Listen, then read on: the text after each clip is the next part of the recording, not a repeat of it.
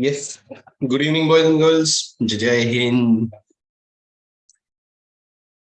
Yes. So last again, like 3 days have been very challenging, going to the rain, and as you all know, also that there's this ITR due date which is approaching, and with all the issues with respect to the weather, the power cuts, the timings were not really matching, so there was a gap. So no, nonetheless, I believe that in the next 2 to 3 days, once the due date is also over, things should be standing sorted a lot, and we'll have a continuity.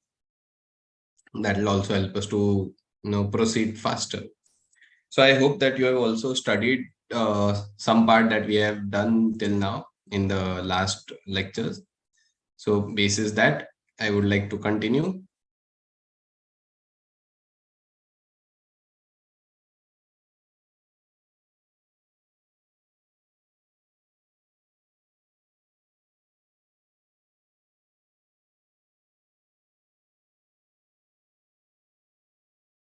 Okay.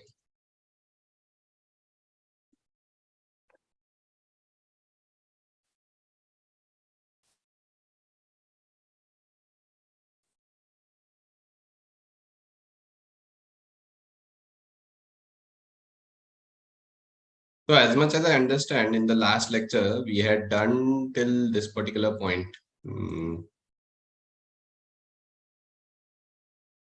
Yeah, the fifth point, supply of services will be treated as supply of service. May construction services may, when it will be considered as a supply of service, that is, or rather, when on construction services the GST is applicable, we studied that particular point. Now let us proceed further after that.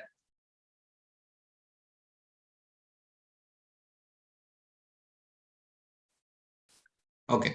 Now the next one is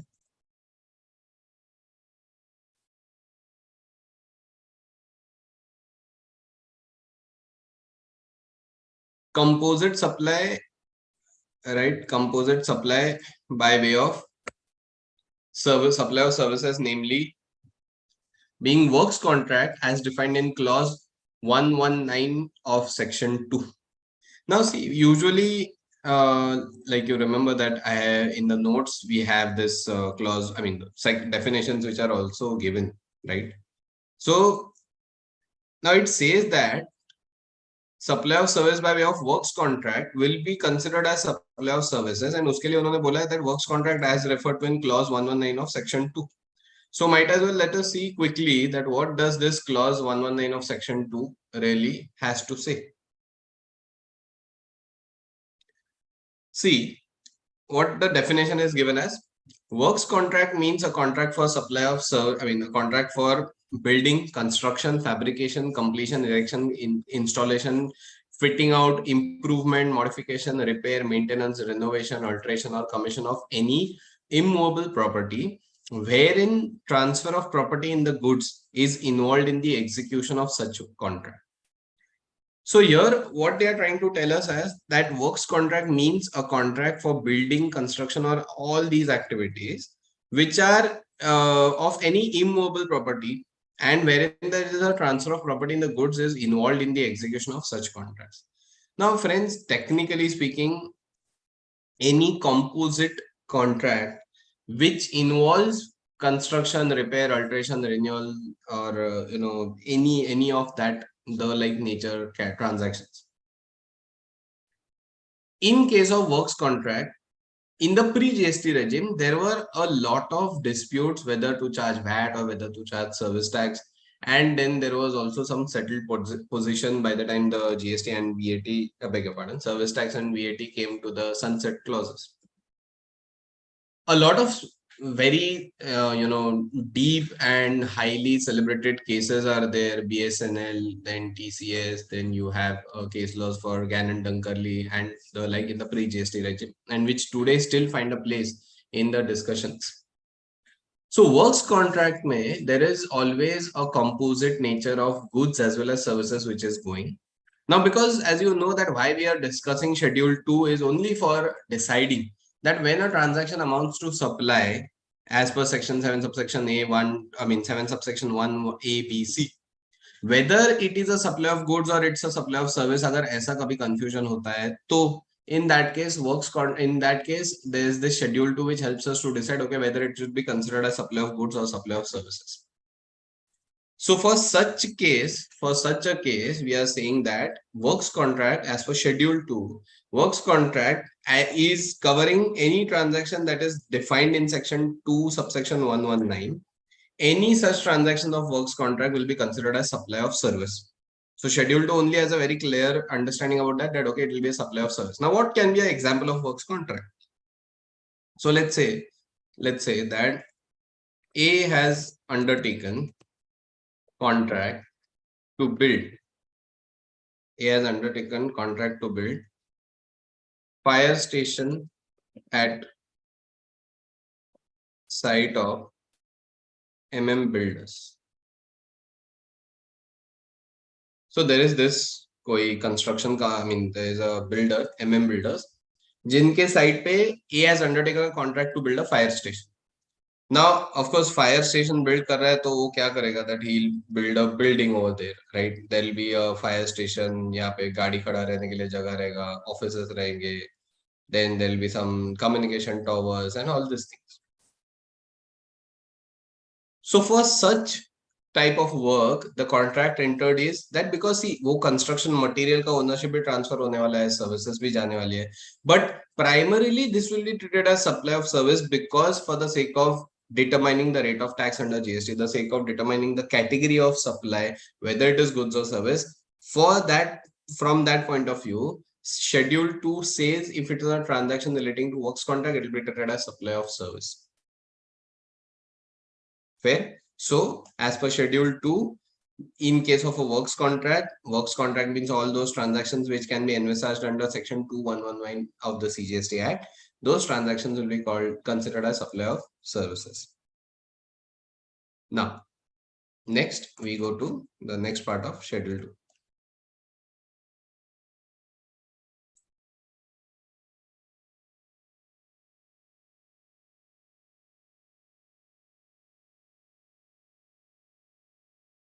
Oh, sorry, I just probably have, yeah, this, yeah, okay. Next one. Now there is second part to this schedule 2, part B of entry number 6, part B, supply. Okay, so I'll just take it over there. इसको हम लोग white board पे लेके जाते हैं for discussion purpose.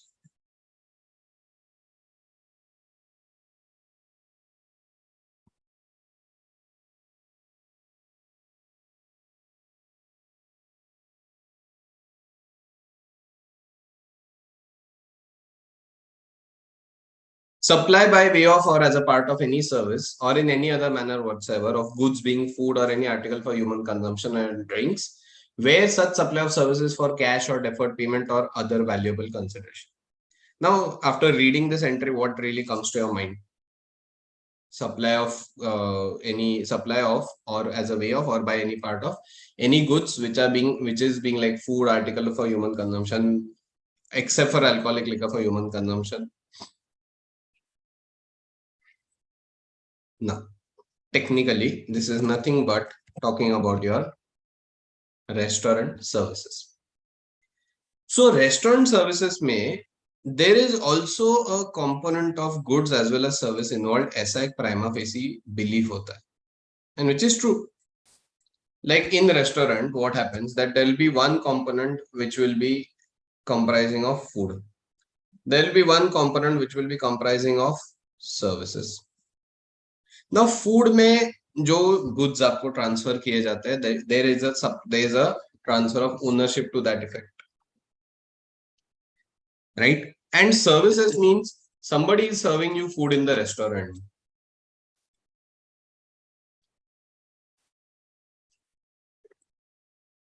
Somebody serving you food in the restaurant, they are like giving you nice ambience over there, nice lightings, environment अच्छा है, कोई music बजा रहा है. You've been given some nice set of services also. So again, in case of restaurant, there is a possibility that should it be considered as supply of goods or should it be considered as supply of service. But that's why, just to put it to the rest, this transaction is specifically considered under Schedule 2 to be considered as a supply of nothing but services. This is nothing but supply of services. Right? So in such case, it will be considered as transaction of supply of service. Altogether, it will be considered as transaction for supply of service. Right. Now,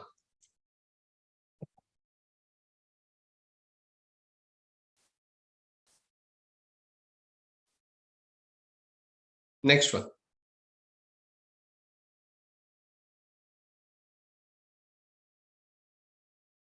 The last entry, which is here probably the last entry, which says that एक second इसको जरा clear करने दो.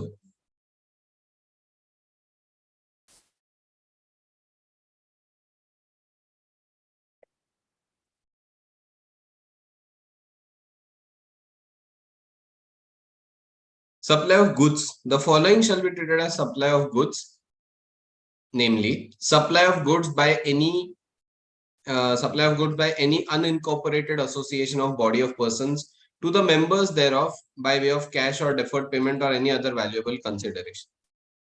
Now let's take an example. Okay, so let's say that there is a club of say retired Navy officers. There's a club of retired Navy officers. And this club is like a social club. It's not any official club. It's like a social club formed for just fun and entertainment and any other activities what the club is willing to take. Now, all the members of this club who are a part of these, who are the part of this who are the part of this club, ये members क्या करते हैं that they occasionally gather, they are doing some activities for themselves, they are doing some recreational activities and so and so. Now let's say that this naval club has printed t-shirts. It has printed t-shirts and it is giving it to its member for ₹100 per t-shirt. अच्छा T-shirt है पर subsidised rate पे अपने members को दे. कभी T-shirt दिया, कभी coffee mugs दिए and something like this. So what they're saying, if the unincorporated association or body of persons is giving something to it's giving something to its members for any cash or deferred payment or any other valuable consideration, then such transaction shall be considered as supply of goods. So if this club is giving t-shirts to its members, it will be treated as supply of goods. The club will be liable to pay GST on that. If it is giving mugs or any other goods for that matter, it will be considered as supply of goods. So friends, on this note, we are completing this schedule 2 discussion per se here. Kindly understand that this schedule 2 discussion is really limited to only deciding whether a transaction will be considered as supply of goods or it will be considered as supply of services. And ये decide करने का नौबत क्यों आता है? क्योंकि there are some supplies which have a dual nature of being goods as well as being services. In order to clarify a tax position in regards to such goods, it is necessary to consider it either supply of goods or supply of services. That is the reason why we have schedule 2. That is the reason why section 7 subsection 1 capital A में ये बोला था that where a transaction amounts to supply of goods where a transaction amounts to supply, and if it should be decided whether it is considered as supply of goods or supply of services, then it is schedule 2 which will be the one which will be defining whether it should be considered as supply of goods or supply of services, especially where there are overlapping scenarios coming into picture. Fair? Now, There are a few transactions in Schedule 2 which have not been covered over here till now, but I will just cover those transactions for you. That there is an entry, additional entry number 8. That is the reason why I told you that I need to update it as a part of my notes. I'll just quickly tell you what those additional entries are in regards to the transaction. So before I finish up with the or rather put curtains on this schedule 2 discussion, एक दो points है जो मैं आपको बताना चाहता हूँ. That what is what is also considered as a part of this schedule 2.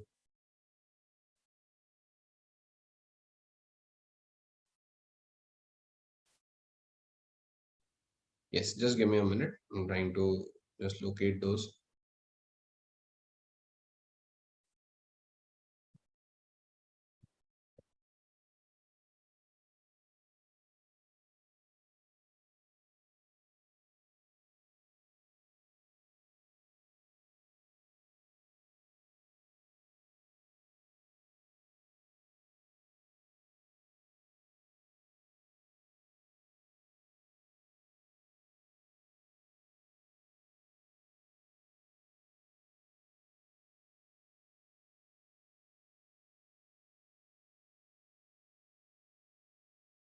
Oh, no, so I think schedule 2 we are fairly covered. So that is about schedule 3. What I wanted to add, no problem. I'll just add it over there once we go to schedule 3 and in those particular entries.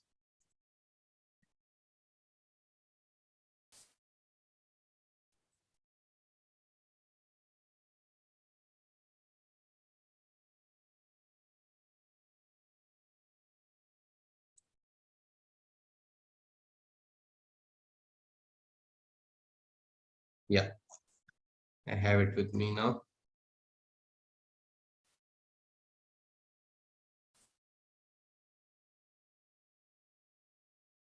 So today it's been like raining crazy out over here. For a long time, I've still not anyways left my office, so I don't know. By the time I go out, it's going to be either uh, stint in itself to go outside or venture outside at this time.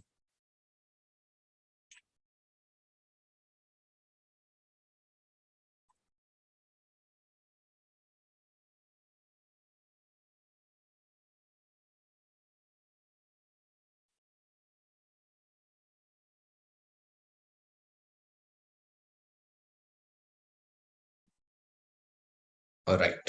So let's continue further. Now,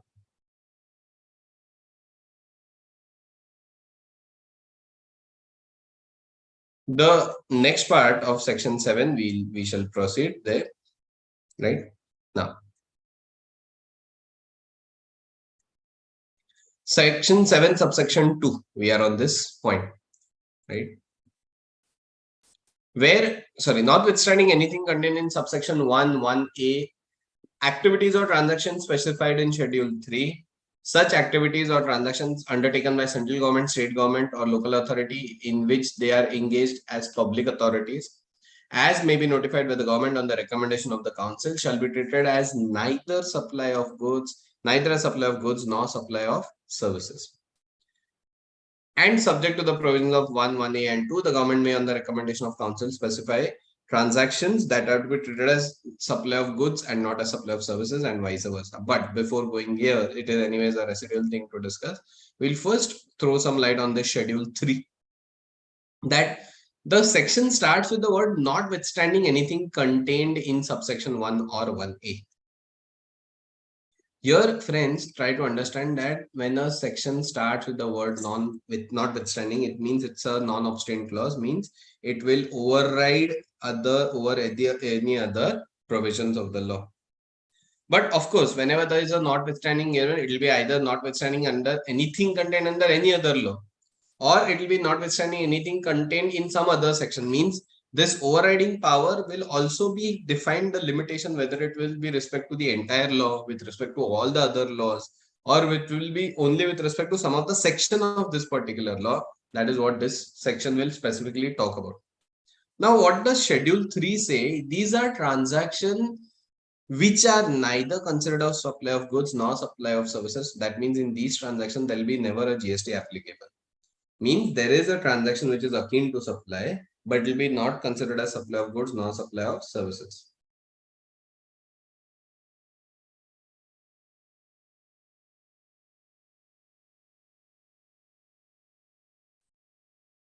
Now, let's see that. Schedule 3.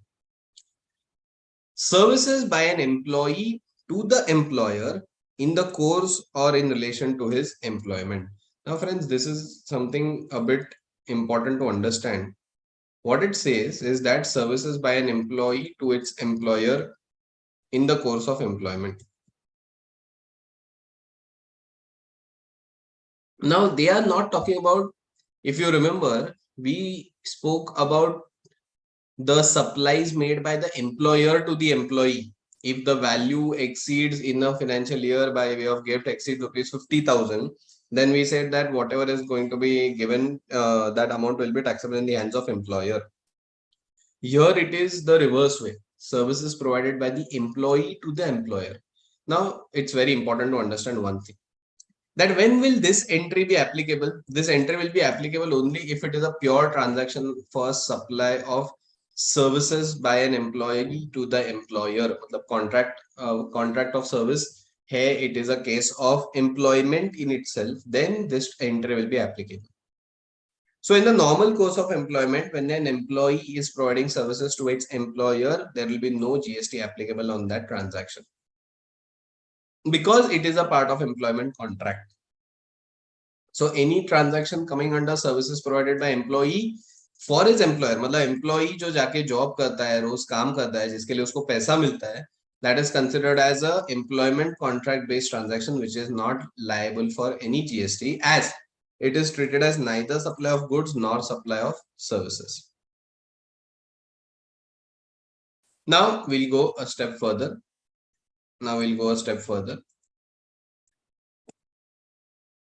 Services by any court or tribunal established under any law for the timing in force, because these are under the primary services which are the constitutional valid rights of the citizens to get the services in respect of fair trials in the courts or fair trials in the tribunals. Those services have been considered as neither supply of goods nor supply of service. Means what? Which services? कि जो courts आपके लिए काम करता है, decision देता है, judgement देता है, केसेस अरेंज करता है, ये सब जो काम कोर्ट्स आपके लिए करते हैं, all these transactions will be considered as neither supply of goods nor supply of services. उसके ऊपर कोई भी जीएसटी नहीं लगेगा. Now the next one is members performed by the members of parliament, member of state legislature, member of panchayats, member of municipalities and other local authorities. Now see here, what it specifically means is that those services which are carried out by the MPs, MLAs, MLCs, etc. When they are performing their duty, as a MP or a MLA, that is not a service which can be made taxable because they are providing service to the people at large or representing their constituency.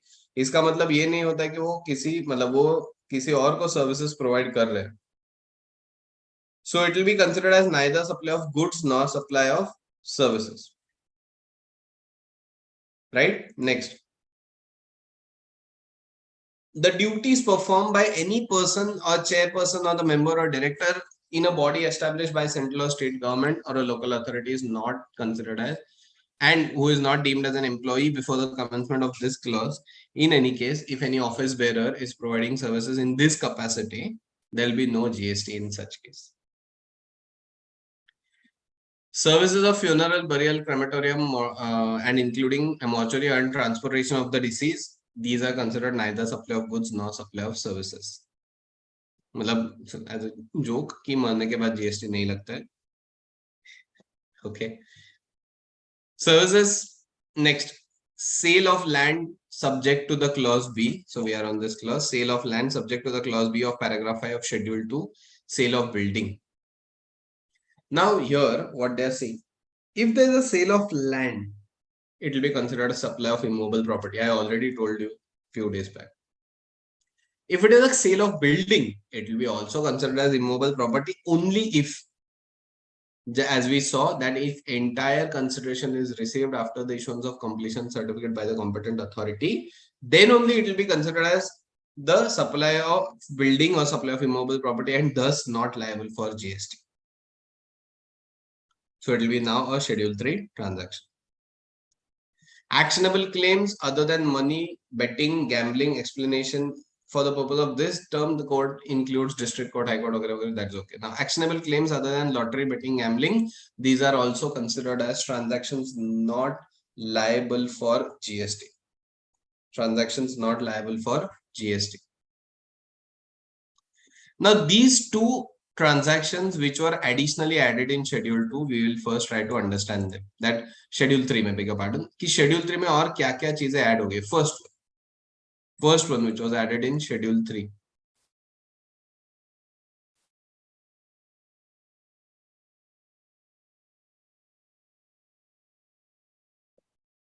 Supply of goods from a place in non-taxable territory to another place in non-taxable territory without such goods entering into India. Now, let us try to quickly have an example.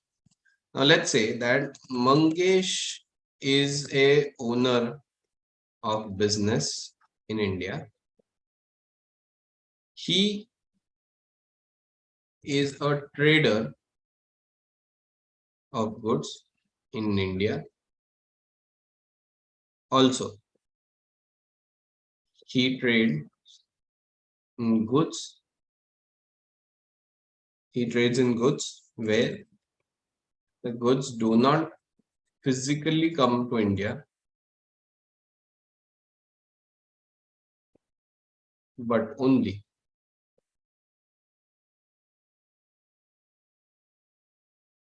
where the goods do not physically come to India, but only trading is done from India. Now, what it says, for example,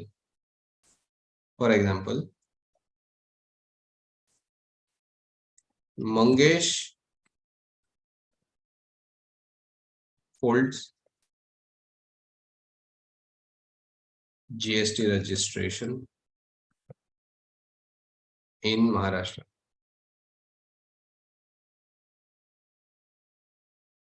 Right? He is holding GST registration number in the state of Maharashtra. Now, what this transaction can be, let's say that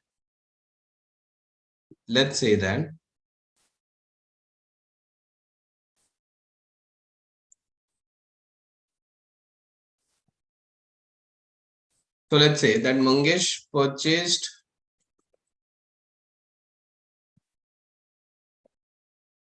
goods from Sri Lanka.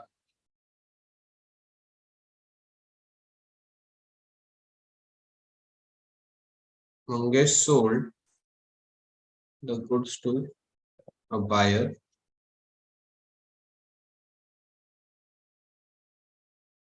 in Austria.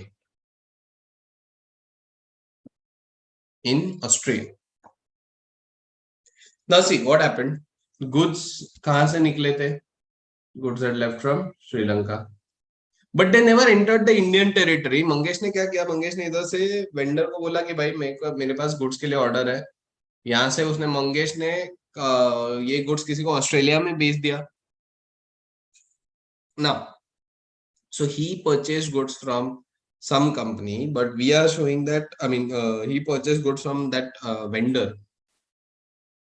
Now we are saying that इसने India में बैठ के एक देश से goods खरीदे, दूसरे देश में गुड्स चले गए, they never came to India. So such transaction should not be liable to be taxed, and that's why it is covered under this entry number 7 to the schedule to the CGST law, schedule 3 to the CGST law. ठीक है? So I hope this is clear. Means यहाँ पे क्या हो रहा है? Goods का movement है वो कहां से कहां होने वाला है? गुड्स का मूवमेंट कहां पे होने वाला है? Goods ka movement, it will start from this, it will end at this.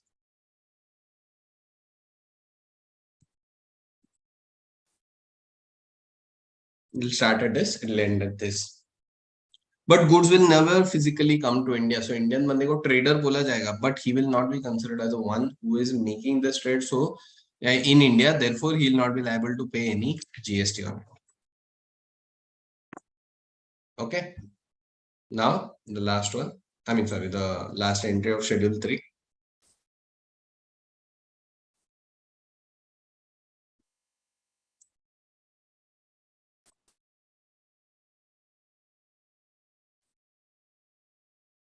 Eight. Supply of goods to any person before clearance for home consumption. Now, when you say supply of goods to any person before clearance for home consumption, the point being that basically this should entail that you are possessing some customs knowledge. Now, let's see. Supply of goods. Supply of goods. क्या लिखा है आगे?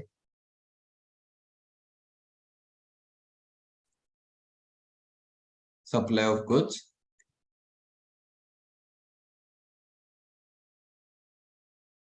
by any consignee to other person by endorsement of documents of title of goods after the goods have been dispatched from the original location outside India, but before clearance for home consumption. Now means what? Means what?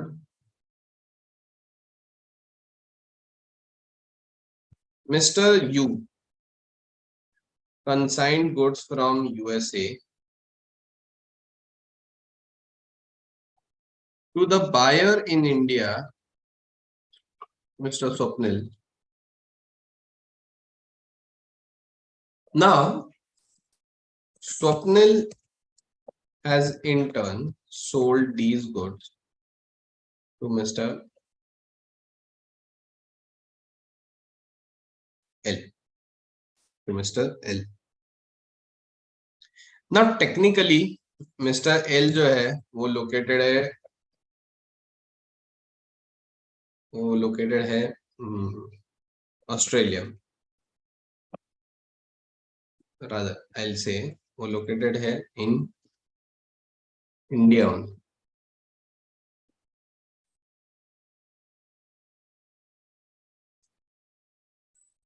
Now, Mr. X consigned goods from USA to the buyer in India, Mr. Swapnil. Swapnil has in turn sold the goods to Mr. L, located in India. However, the sale was done by Swapnil. Sale was done by Swapnil.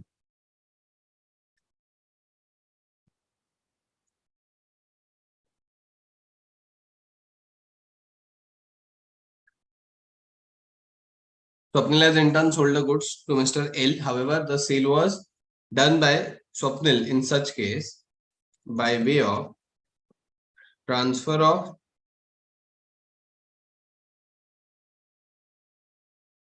document of title. Means what?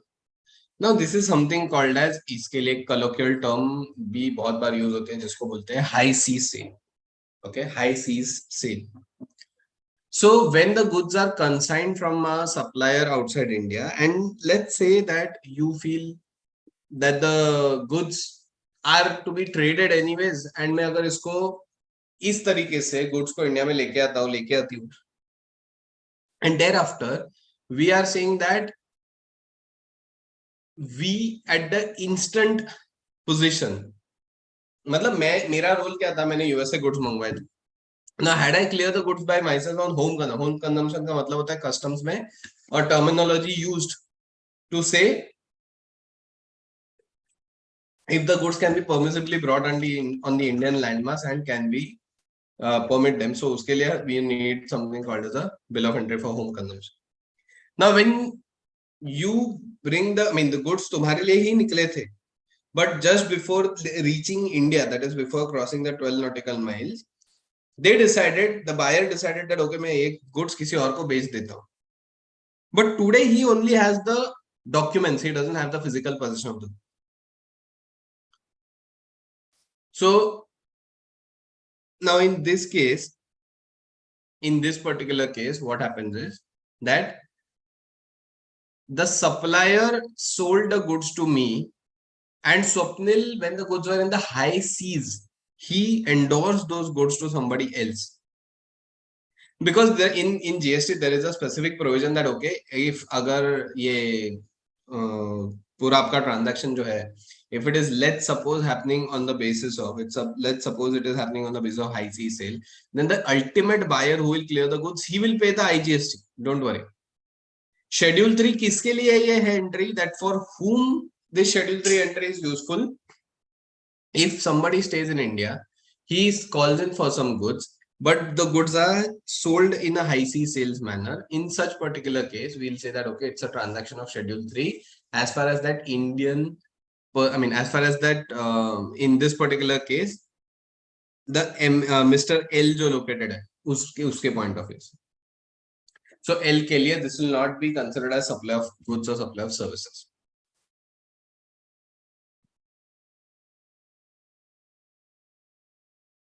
Okay वो जो bond to bond transfer है वो हम लोग आज नहीं करेंगे because even it's not because that आज हमको नहीं करना it's just that for some time we will keep it on hold there are few things which I would want you to understand and उसके बाद फिर वो बॉन्ड टू बॉन्ड ट्रांसफर के बारे में मैं आपको बता सकूंगा. Now friends, today the thing is that we have completed one particular section, section 7. I have been forcefully going a bit slow with respect to this section 7 because it's a fundamental section. Now in the next lecture, we will be discussing about composite and mixed supply because I don't want to leave that discussion in half the way. So that is the particular reason why I am trying to push for that discussion very soon, maybe tomorrow but that the only thing is that for the while till August 1st, will please bear with me because of the office commitments. It becomes a bit difficult to come online exactly at 7:30. However, needless to mention that we will definitely go in for that. We will definitely go in for a time which will suit everybody from the lecture point of view as well as for clarification of the doubts. So on this note, I will stop my today's session. Please read section 7 now is thoroughly done. Please read that and please read the question answers with respect to that. So till the time we meet again, maybe mostly it will be tomorrow. So thank you so much. Have a good day ahead. All of you. Bye bye. Take care.